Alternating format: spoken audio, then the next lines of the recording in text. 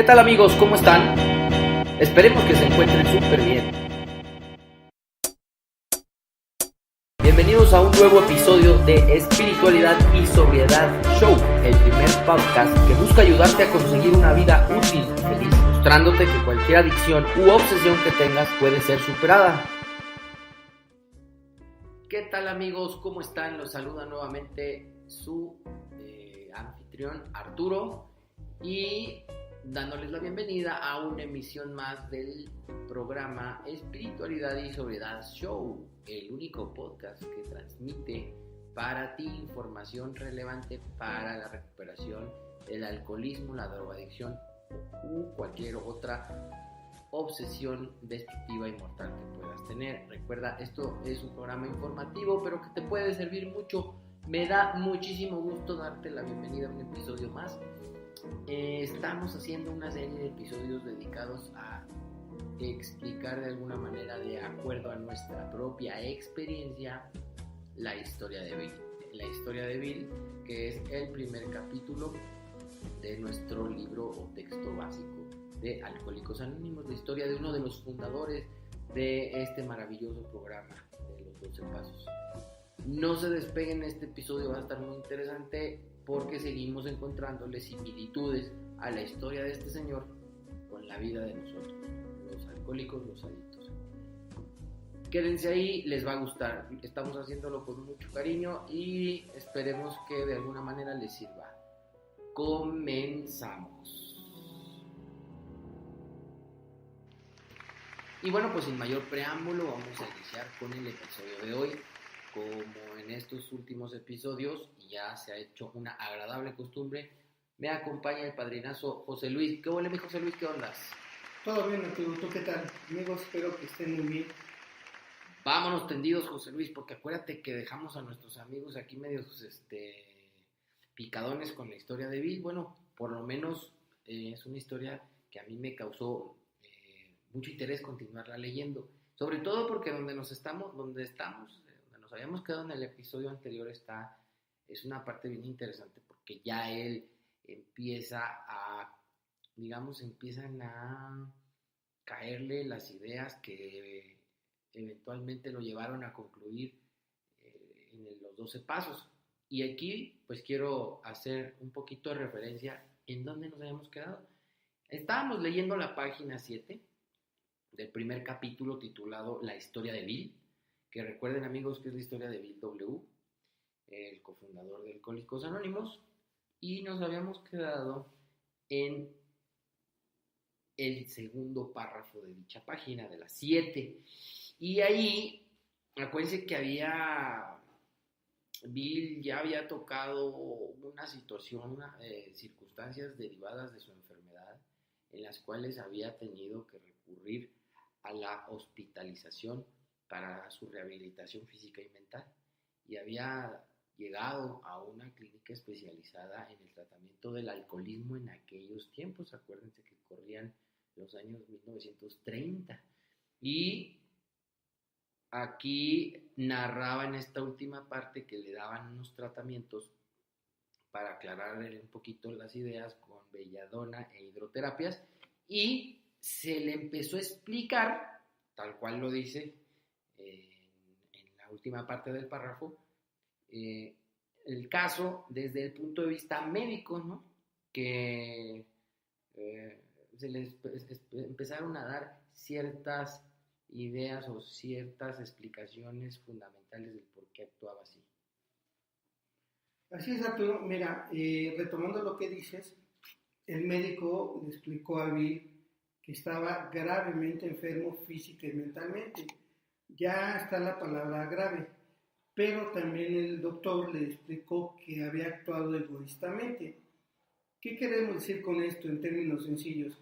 Siempre estaba pensando primero en sí mismo y luego en los demás. Por ejemplo, ¿Me suena eso? Sí, por ejemplo, cuando los alcohólicos, vamos a poner que tú y yo no somos alcohólicos, Okay. están sufriendo de una cruda mortal, de esas que nos han platicado que luego pasan, y cuando está el adicto sufriendo, lo primero que piensa es echarse un trago para aliviar su dolor, y no puede ver el dolor que le causa a otras personas cuando nos empiezan a ver volver a consumir de nueva cuenta. Hagan de cuenta, amigos, amigas, que nosotros vemos una botella y se nos dibuja una sonrisa en la boca, pero a la gente que ha vivido de cerca nuestra adicción es todo lo contrario. Se ponen de mal humor, les da mucho temor de que vayamos a recaer y volver a hacer lo mismo de siempre, pero como estamos pensando en aliviar nuestro malestar y nos concentramos en nosotros mismos, en nuestro malestar, se nos olvida el efecto que hace otra persona. Eso es básicamente lo que le explicó el doctor Avil en el hospital. Ojo, no se les olvide que aquí está narrando él su estancia en el hospital y lo que entendió y lo que le explicaron ahí. Correcto. Entonces, una vez que hemos dado este ligero, pues no sé cómo llamarlo, preámbulo para recordar un poquito el último episodio, vamos a seguir con la lectura. ¿Qué te parece, José Luis? Vamos a empezarle donde dice el tercer párrafo de la página 7 y voy a comenzar a leer textual. Me produjo cierto alivio enterarme de que la voluntad del alcohólico se debilita sorprendentemente cuando se trata de combatir el licor, aunque en otros aspectos pueda seguir siendo fuerte. Estaba explicado mi proceder ante un deseo vehemente de dejar de beber. Comprendiéndome ahora, me sentí alentado por nuevas esperanzas. Durante 3 o 4 meses las cosas marcharon bien. Iba a la ciudad con regularidad y hasta ganaba algún dinerito. Seguramente en eso estaba la solución. Conocerse a sí mismo. Fin de la cita. Fíjate, aquí, José Luis, pues, esta idea que muchos tenemos, ¿no? De conocerse a sí mismo, que el conocimiento nos va a ser suficiente para, pues, luchar contra nuestra obsesión, ¿no? De tener esa obsesión. Y la verdad es que se ve a todos los niveles. La gente entre más conocimiento tiene, a veces le cuesta más trabajo entregarse de manera sincera al programa de 12 pasos. Pero bueno, ya me adelanté un poquito. Vamos a empezarle desde la primera parte del párrafo. Dice que le concede o le produce cierto alivio enterarse que la voluntad del alcohólico se debilita sorprendentemente cuando se trata de combatir al licor. Sí, aquí en el programa lo hemos dicho infinidad de veces, las capacidades y la fuerza de voluntad que tiene un alcohólico haciendo uso de todos sus recursos en cuanto a la pelea contra el alcohol está perdida, no sirve, no nos funciona. Pero a veces estando inmersos en el problema no nos damos cuenta de eso, José Luis, ¿no? Creo que seguimos aferrados a querer vencer nuestro problema con pura fuerza de voluntad. ¿Tú cómo lo ves? La otra forma que tiene Bill de llamarle a la obsesión es deseo vehemente. Entonces, cuando nos dicen a nosotros que nos conozcamos, que veamos resortes escondidos que tenemos, que veamos aspectos de nuestra infancia, y etc., etc., etc., uno piensa que allí está la solución, en conocerse a uno mismo a través de sus motivaciones y miles de cosas que nos ponen como ejemplos, y pensamos que ahí está la solución. Entonces, muchos de nosotros nos embarcamos en la búsqueda de rehacer nuestras vidas desde el plano material, de recuperar nuestras familias en base al éxito material, y entonces ahí ejercemos mucho de nuestros talentos que tenemos, nuestra fuerza de voluntad, bien decías, y nos abocamos a reconstruir un negocio, y algunos lo logran hacer y hasta muchísimo más que reconstruirlo, hacen que crezca, pero siempre está la idea insidiosa de un trago. O sea, podemos levantar un negocio, podemos reestructurar nuestras relaciones en la familia, pero cada que oímos hablar de alcohol, cada que vemos alcohol en la mesa, cada que vemos droga, cada que vemos de esas cosas, nuestra mente en ese aspecto se debilita mucho y sufrimos por no poder consumir. Eso nos pasa a la mayoría. pero como creemos que el conocimiento nos va a dar la fuerza para resistir a las demandas del alcohol, muchos de nosotros nos hemos confiado demasiado y viene un evento que muchos conocen, se llaman recaídas. Y no es otra cosa más que la debilidad que tenemos con este deseo de mente. Y aquí Bill dice que las cosas marcharon bien por 2 o 3 meses. Si lo entendemos bien, después de su internamiento y con la información que tuvo, dejó de tomar 2 o 3 meses y hasta empezó a ganar dinero. Y ahí es donde empieza este asunto a alejar al adicto de su recuperación, porque piensa que el embarcarse en esos lados es la solución a este problema, trabajar más. Y ya hemos visto repetidas veces que no es así. Claro, por ejemplo, yo te puedo decir que yo viví una situación muy parecida, porque te puede llegar a suceder en los breves lapsos o los periodos cortos que tienes abstemio sin consumir, ¿no? Que empiezas a dedicarle pues tiempo a ir al gimnasio con más frecuencia, a leer libros de superación personal, a acercarte a la religión o a acercarte con la familia, tratando de que con eso se refuerce, ¿no? esa lucha que estás sosteniendo contra el deseo vehemente, como aquí le llama Bill. Entonces, y también te puede pasar como a mí, ya estando después de un periodo largo sin consumir, o sea, después de haber incluso escuchado de voz de los médicos o de los profesionales que es una enfermedad, que como a mí me pasó, me dediqué a trabajar más, me dediqué a esforzarme más para ser más cumplido en mis cuestiones laborales, me dediqué a hacer más ejercicio, le dediqué mayor tiempo a mi familia, pero subsistía esa idea dentro de mi cabeza, en mi mente, de alguna u otra forma existía la idea de que tal vez algún día me iba a poder echar un trago, de que en cualquier, en una situación un poquito más adelante, pudiera yo controlar mi bebida, mi manera de beber.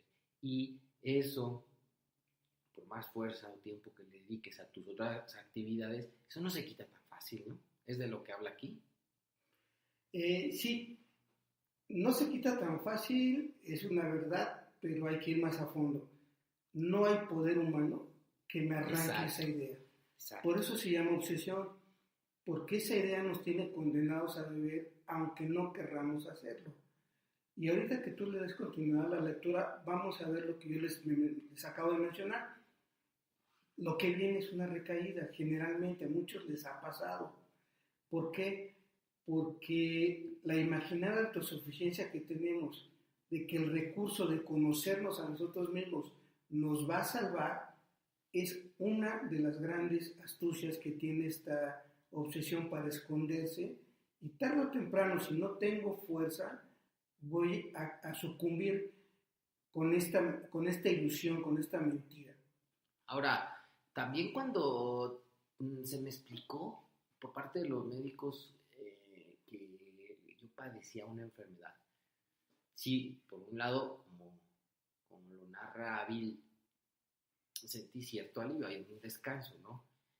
Sobre todo, ¿en qué sentido? Bueno, en que alguien, un profesional me dijera que por lo que hace al alcohol, cuando yo estaba tomando, cuando ya entraba en mí el alcohol, la sustancia, pues yo sucumbo, soy totalmente impotente ante el hecho de querer seguir consumiendo, y en ese camino pues puedo hacer barbaridad y media, ¿no?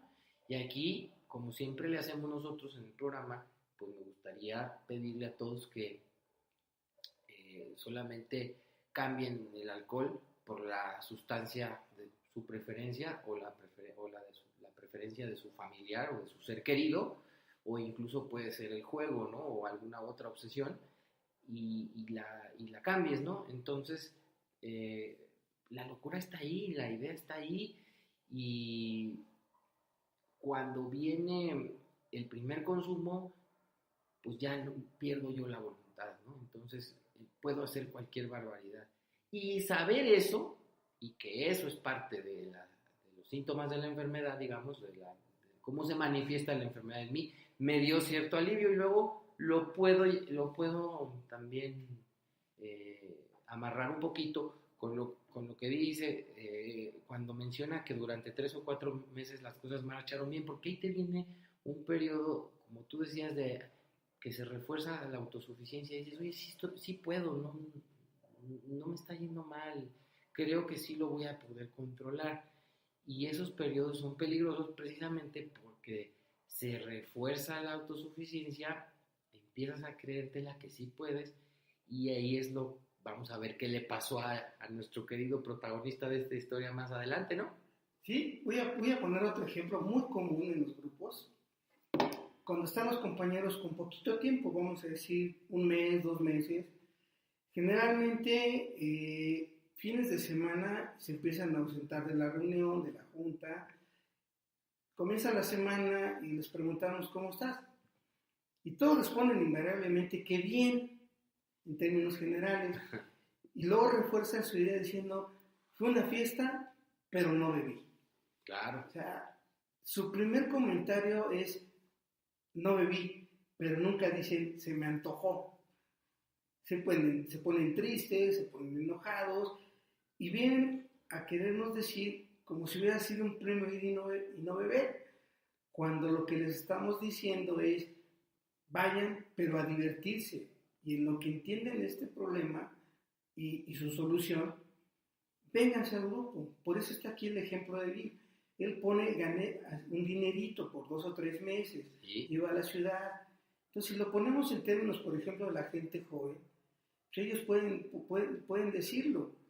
Iba al antro 2 o 3 veces, iba a la fiesta, iba al bautizo, iba al compromiso con mi familia y hasta a lo mejor se ganaban algo, porque como no habían bebido, la familia los premia. Entonces creen que ahí está la solución, en ir y demostrar que no beben. Pero no se trata de esto. Ahorita vamos a ver lo que viene en la lectura, cómo Bill echa por tierra esa idea.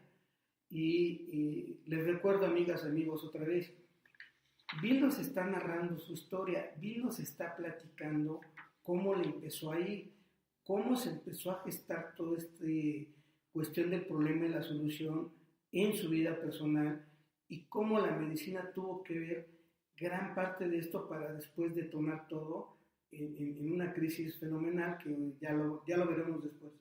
Y cómo nosotros encontramos similitudes de esa historia en fragmentos de nuestro propio historial, de lo que nos sucedió, como a mí, como a ti, tal vez, querido escucha, hoy nos haces el favor de darnos tu atención en este episodio y que a lo mejor te estás sintiendo identificado con lo que estamos hablando, ¿no? Cómo después de cierto tiempo viene la confianza en exceso, la autosuficiencia y vuelves a caer. Vamos a ver lo que le pasó a nuestro amigo Bill. Continúo con la lectura. Dice, pero no lo estaba, porque llegó el día temible en que volví a beber. La trayectoria de mi decaimiento físico y moral descendió como la curva que describe el esquiador en un salto de altura. Después de algún tiempo regresé al hospital. Me parecía que aquello era el fin, la caída del telón.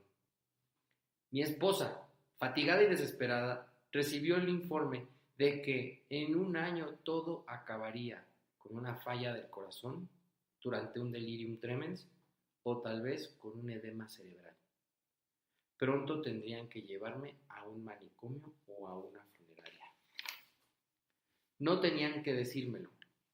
Lo sabía y casi acogía con regocijo la idea. Fue un golpe devastador para mi orgullo. Yo, que tenía un concepto tan bueno de mí mismo, de mis aptitudes, de mi capacidad para vencer obstáculos, estaba por fin acorralado. Ahora me sumiría en la oscuridad, uniéndome al interminable desfile de borrachines que me precedían. Pensé en mi pobre esposa. A pesar de todo, habíamos sido muy felices. ¿Qué no hubiera dado yo para poder reparar los daños? Pero eso ya había pasado. No hay palabras para describir la soledad y desesperación que encontré en ese Senegal de autoconmiseración. sus arenas movedizas se extendían por todos lados. No pude más, estaba hundido. El alcohol era mi amo. Híjole, termino la cita, qué bárbaro. Pues ya vieron lo que le pasó a Don Bill W. por la famosa, el exceso de confianza y el autocontrol famoso que él mismo menciona, ¿no? Conocerse a sí mismo. ¿Cuántas veces no nos pasó a nosotros, José Luis? A mí, por lo menos, pues son varias, no me acuerdo ni cuántas, que decía, no, es que ya sé, a lo mejor lo que me está haciendo daño es tal bebida, o en tales momentos, en tales lugares, o con tales personas. Autocontrol, Arturo, por favor, esta vez sí lo voy a lograr. Y pasaban unos días, ganaba confianza y después la recaída era terrible. En el caso del autor de esta historia, Bill W., pues esto lo llevó nuevamente al hospital y a un diagnóstico ya prácticamente de muerte, ¿no? Seguramente si continuaba bebiendo, iba a morir, pues le daban 1 año de vida con falla en el corazón, delirium tremens o edema cerebral, ¿no? Imagínate ya el estado físico de este hombre. Imagínate y no, tú lo dices mucho, no lo tengo que imaginar, sino recordarlo. Y sí, recordar cómo muchos de nosotros quedamos afectados físicamente, ¿no? Por el abuso de alcohol o de una sustancia. Mucha gente, muchos compañeros, creen que con entender la enfermedad, ya con eso están salvados y no van a volver a beber. Entonces aquí Bill W. nos da un ejemplo. Ya sabía de esto, ya se lo había dicho un médico. Recae y regresa por su segundo internamiento al mismo lugar donde le informaron de la alergia y la obsesión y lo egoísta que había sido. Pero ahora le dan más argumentos. Ahora le dicen, te vas a morir. Y le dan el tiempo, en 1 año, y le dan el diagnóstico de qué manera va a morir. Y son 2 cosas. Un paro cardíaco y un edema cerebral, dice ahí. A nosotros nos decían que iba a ser a través de un paro cardíaco o un reblandecimiento cerebral. Para no meternos en polémicas, el diagnóstico médico no es de AA, es que si seguimos consumiendo de la manera en que lo hacemos, nuestra muerte está garantizada por un ataque cardíaco o por un derrame cerebral, ¿sí? Y aparte de todo, nos dicen dónde podemos acabar. Ya no va a ser en un hospital, va a ser en un manicomio o en una funeraria. Y mucha gente aún no lo cree. Y luego en los grupos esto lo tenemos como un discurso bien ensayado, entonces pierde fuerza, porque cree la gente y nosotros que el diagnóstico es en base a nosotros, y no, es el peso de la ciencia que le dice al enfermo, no entendiste, el conocimiento de tu enfermedad que es física y mental no te va a salvar. Y Bill dice que esto fue un golpe demoledor para su orgullo, porque él había construido fortunas para otras personas y para él. Tenía una increíble fuerza de voluntad para rehacerse de la nada, para recuperar poder económico. Y aún así, esto no le servía para nada cuando le ponían una copa enfrente. Y esto lo entendió otra vez Bill W., hospitalizado de nueva cuenta. Pero ahora si se fijan, amigos, ya tuvo una crisis más fuerte, porque ahora él ya entendía que se iba a morir y hasta pensaba que era lo mejor. Y ahí también algo que es chusco. Él ya pensaba que había sido muy feliz con su esposa. Y había que preguntarle a Lois si de veras era feliz con un borracho que prometía muchas cosas y al final todo lo echaba a perder con borracheras. Pero bueno, eso se nos da a nosotros.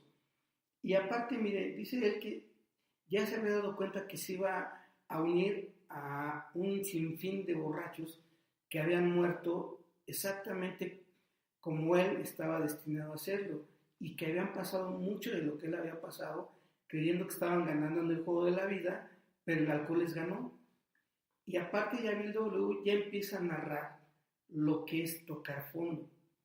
¿Cuál es esto? es cuando él dice no hay palabras para describir la soledad y desesperación. O sea, el fondo, cuando hablamos de tocar fondo, es cuando llega un sentimiento de soledad y desesperación. Y dice, sus arenas movedizas se extendían por todos lados. Amigos, si no lo saben explicar, por todos lados quiere decir en lo material, en lo social, en lo sexual. Ahí, en lo familiar, ahí se extiende la soledad y la desesperación. ¿Cómo es posible que uno queriendo a su familia la siga destruyendo? Claro que viene una desesperación. Y cuando uno siente que no lo entienden, claro que viene una soledad. Y nos empezamos a aislar de la gente. Empezamos cada vez a estar más depresivos. Y a veces la gente alegre nos dice, échale ganas, y eso es una patada en las espinillas. Solamente un adicto lo puede entender a ese grado de sentimientos. Pero también si nos ponemos del lado de nuestra familia, también ellos sienten eso cuando nos ven hundirnos y todos los esfuerzos que han puesto han fracasado. Entonces la familia también necesita tocar fondo. Esto, amigos, amigas, nos da tema para muchas cosas, pero ahorita vamos a dejarlo aquí. Sí, de ahí se avienta el clavadazo para la conmiseración, ¿no? La autoconmiseración, la lástima de sí mismo, cuando habla de que estaba cerca del fin, dicho ya por el diagnóstico médico, y empieza como a darse cuenta de que realmente tiene, eh, pues ya no puede más, es decir, sus recursos han sido inútiles, han sido usados de manera inútil, no puede, él no tiene ya la fuerza para seguir, como de igual forma pues a mí alguna vez me sucedió, pero aquí pues para continuar con la lectura también es importante decir, tal vez la admisión, como ya hemos hablado en otros episodios de este programa que les hacemos con, con el con el efecto, con la finalidad de informarlos, la simple admisión no cura, no quita la obsesión, es decir, él aquí de alguna manera estaba ya en la lona y se había dado cuenta que no podía. Y, y sin embargo todavía tuvo que sufrir otro poquito, ¿eh?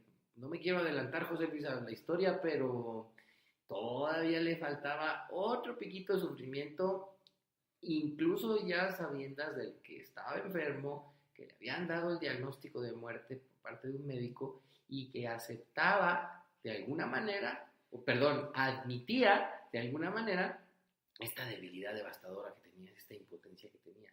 Y todavía le faltaba sufrir más. Amigos, fíjense cómo Bill en 2 renglones nos explica de una manera como es él, cómo es tocar fondo. Dice, estaba hundido.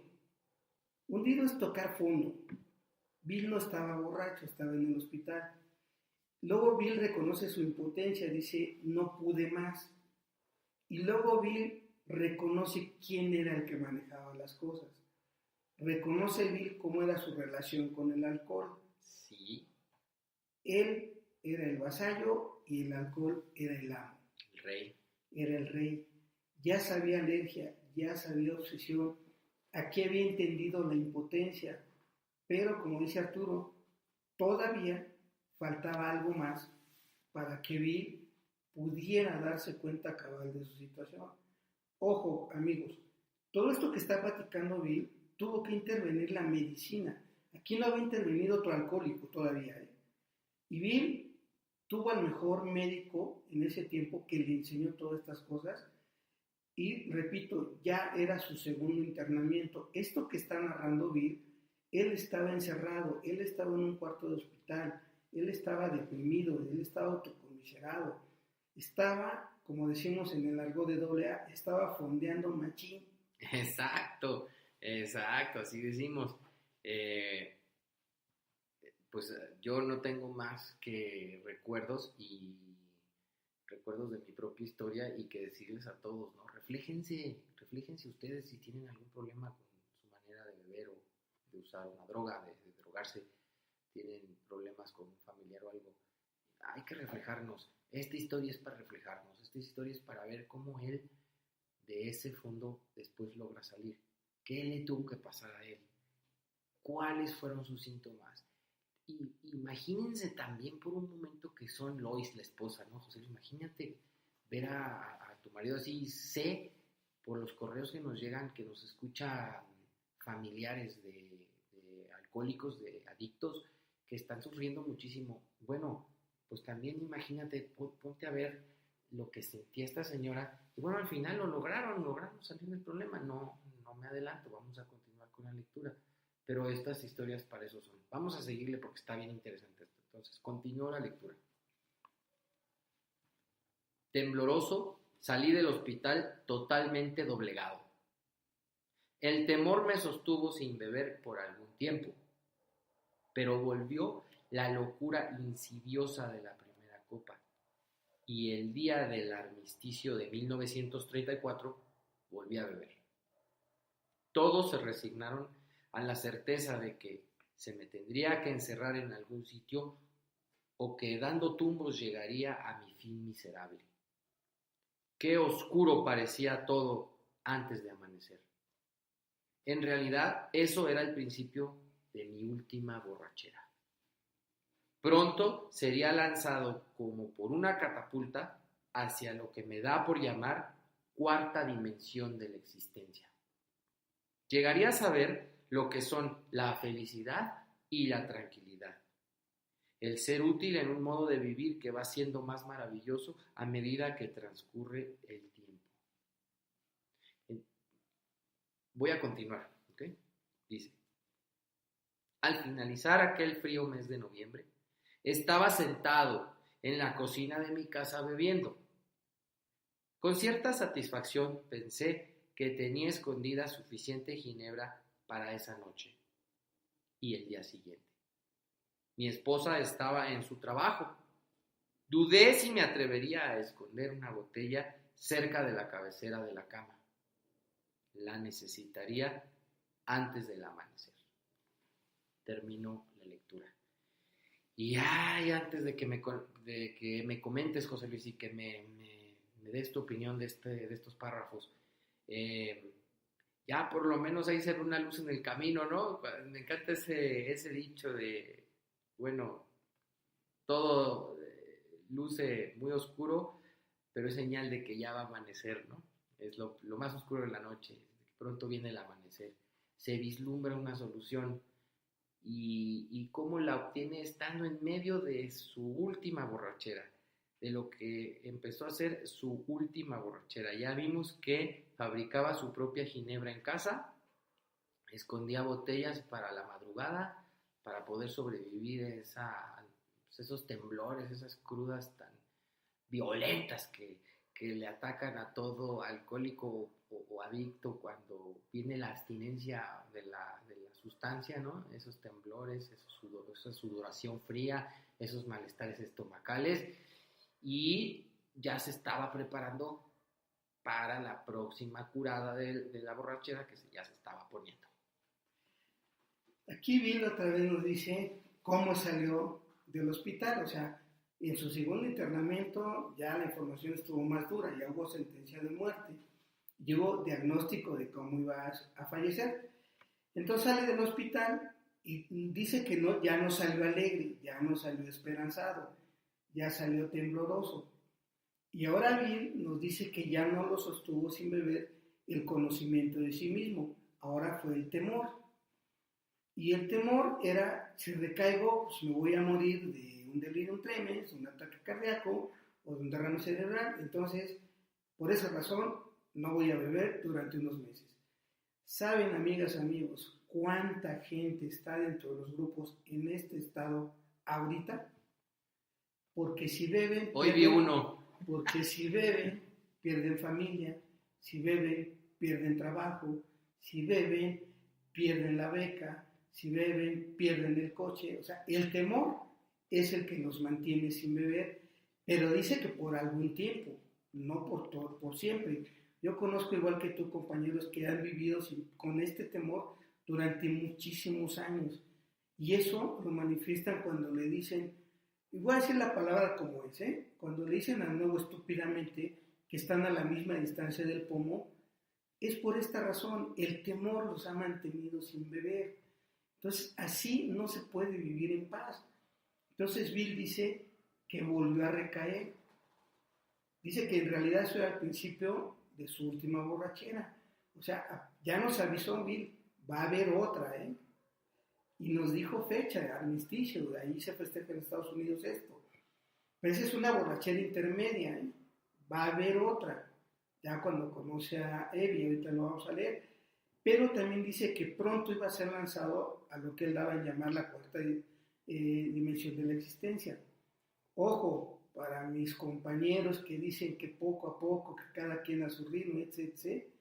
Bill W. dijo pronto. Pronto es un lapso de tiempo no muy largo, no estamos hablando de años.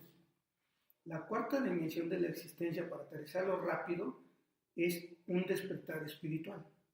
Eso es lo que va a vencer. Bill aquí todavía no sabía cómo era este proceso, pero él ya nos narra que pronto, después de su última borrachera, iba a ser lanzado a esto. Ahí es donde va a empezar la etapa de recuperación de Bill.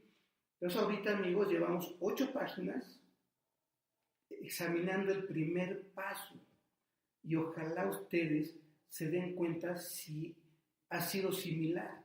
Y ahorita Arturo comentaba, la gente no alcohólica ha llevado ese mismo proceso o muy similar cuando nosotros consumimos. Ellos, el temor ha hecho que se mantengan muchas veces a nuestro lado, el temor a que nos muramos y ellos carguen con la culpa. Entonces ellos también necesitan esto. Sí, a mí me llama muchísimo la atención lo que comentaste acerca del temor, porque ese es el factor fundamental por los que muchos compañeros ya en grupo no beben, o no se vuelven a drogar. No tanto porque estén convencidos de llevar una vida sobre bases espirituales o porque le quieran llevar un bienestar a su familia, ¿no? Les da miedo, que han escuchado historias aterradoras de que la recaída se pone fea, de que la gente se muere, de que la gente colapsa físicamente, su salud se viene para abajo con una recaída, de que sufren accidentes automovilísticos en una recaída, de que pierden su trabajo, de que pierden a su pareja, mas no porque estén buscando la finalidad de este libro, ni la finalidad de los 12 pasos, que es el encontrar esa experiencia espiritual, ese despertar. Entonces, vemos que a Bill W. también le sucedió esto, ¿sí? Nada más que le duró muy poquito. En Estados Unidos se festeja cuando se termina la Primera Guerra Mundial y en ese momento hay otro libro que después les voy a dar la cita, en el cual una persona no alcohólica narra ese momento y él iba a jugar golf. Él iba a jugar golf a un campo de golf público a los que tenía acceso por ya su precaria situación económica, y todavía descarado le dice a Lois, voy a echar una partita de golf para ver si me siento mejor. Sí, le dice Lois con cierto recelo, con ciertos sentimientos, órale, pues yo me voy a trabajar al almacén donde estoy chambeando y tú vete. Y sin pensarlo se encuentra con una persona y dice, ay, es del armisticio. Ah, sí, pero yo no bebo. Y el cantinero le dice, tómesela a la casa, paga, porque es el día del armisticio. Ah, entonces cuando escucha él que es gratis, dice, ah, pues cómo no. Y incluso la persona que estaba con él, que lo había conocido en el metro, le dice, usted debe estar loco. Si me ha contado todo lo que ha sufrido por el alcohol, no puedo creer que esté usted volviendo a beber. Y así es como vuelve a tomar ese día. Él aquí en el libro lo reduce, lo resume muy, muy breve, pero hay otros libros, por ejemplo el de Transmítelo, que es la autobiografía de él, una parte muy importante de su vida, libro también literatura autorizada por Alcohólicos Anónimos, Transmítelo se llama, donde narra más a fondo esto que les estoy contando. Entonces, a lo que quiero llegar es que él también sufrió de estos temores, que él también de repente los temores fueron superados por el poder de la obsesión y que sin darse cuenta ni casi fue tan sutil que lo prendió así, o sea, lo sorprendió. Y entonces, José Luis, yo quisiera que nos dieras tu comentario para cerrar este episodio, porque, como dices, vamos a empezar a entrar a territorios del segundo paso, ¿es correcto?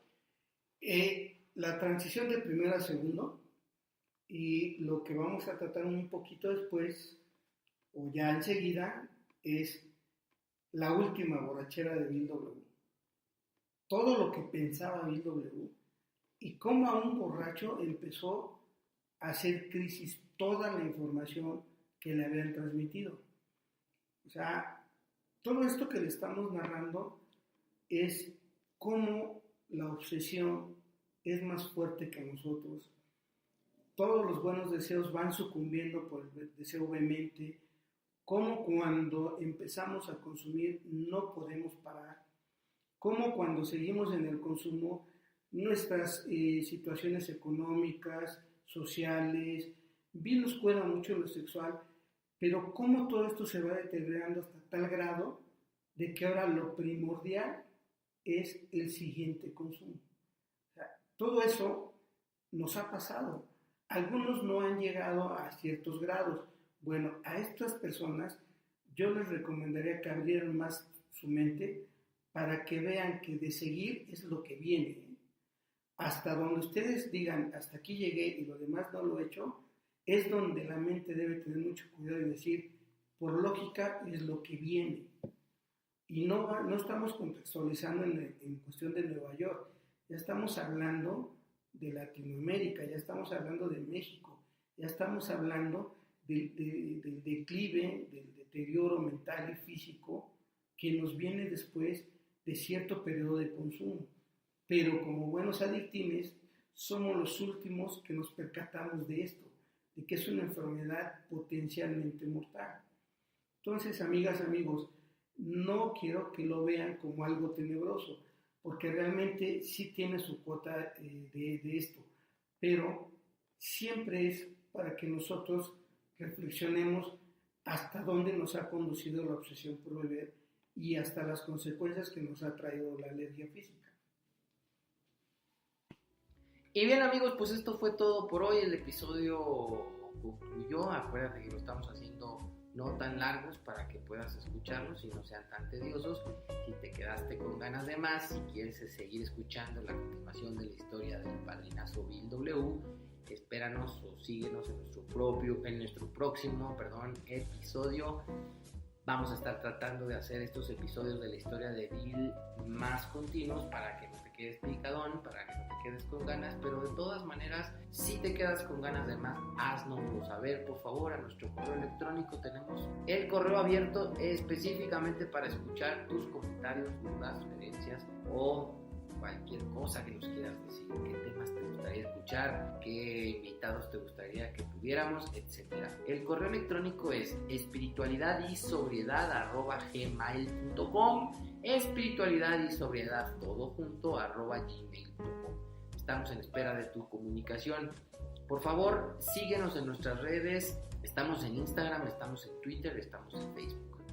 Y también tenemos abierto un canal de YouTube. Estamos poniendo ahí cierta información, algunas imágenes interesantes que pueden ser de tu atención, se pueden ser de tu interés. Me gustaría mucho que también nos siguieras ahí. Y bueno, hoy no tengo más que decirte, más que te esperamos en el próximo episodio de Espiritualidad y Sobriedad Show. Yo te voy a dejar, que Dios te bendiga, y como siempre últimamente estoy diciéndote que te deseo muchísimo ánimo. Recuerda darle manita arriba y compartirlo, alguien podría necesitarlo. Por favor, no dejes de suscribirte a nuestro canal. Si te has quedado con ganas de más, te invitamos a seguirnos en todas nuestras redes sociales. ¡Chao, amigos!